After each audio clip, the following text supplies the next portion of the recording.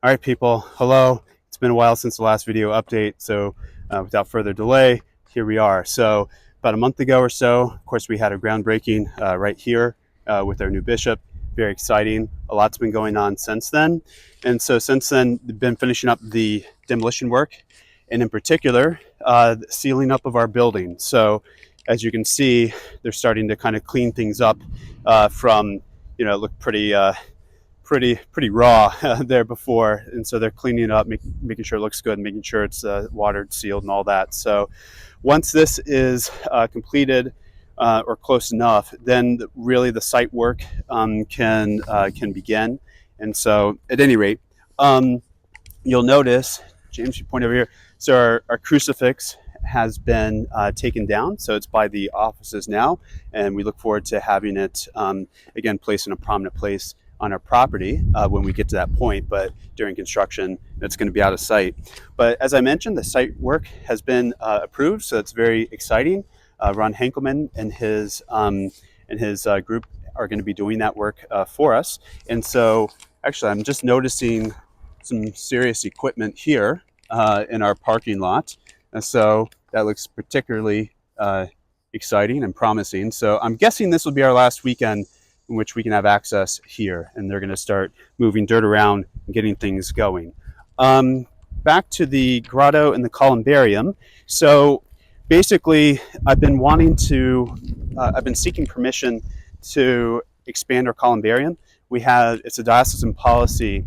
The spirit of the law is to be able to make sure that it's just as easy to be cremated and have a full body burial, because it can be significantly easier and cheaper only to offer cremation, but it's important to be able to offer both.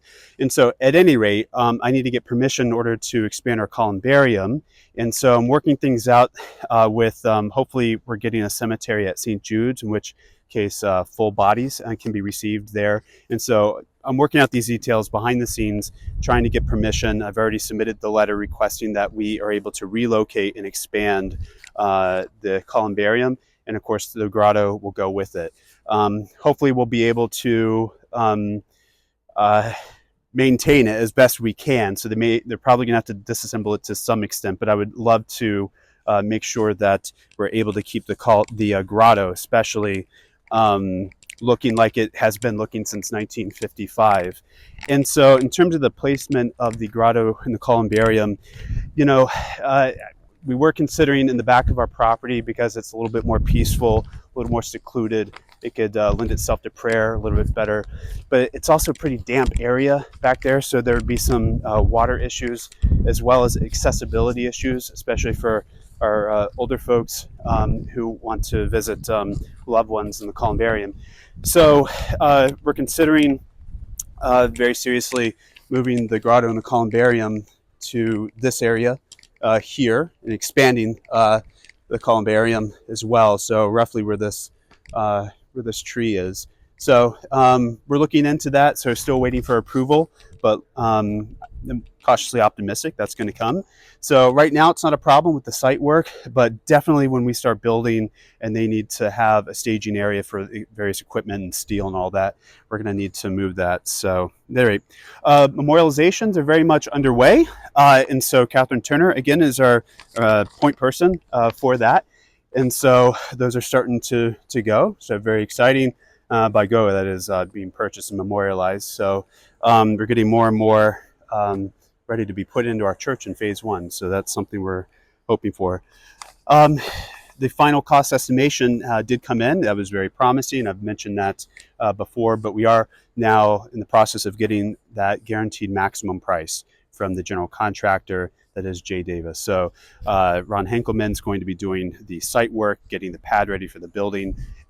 J. Davis will be doing the actual construction. So we're going to be hopefully settling all that very soon. And so that's exciting. Again, we're trying to get the final flooring in the church in this phase, because that's going to be considerably cheaper than adding, tile and marble later. And so that would be great. If you're interested in sponsoring that, let me know.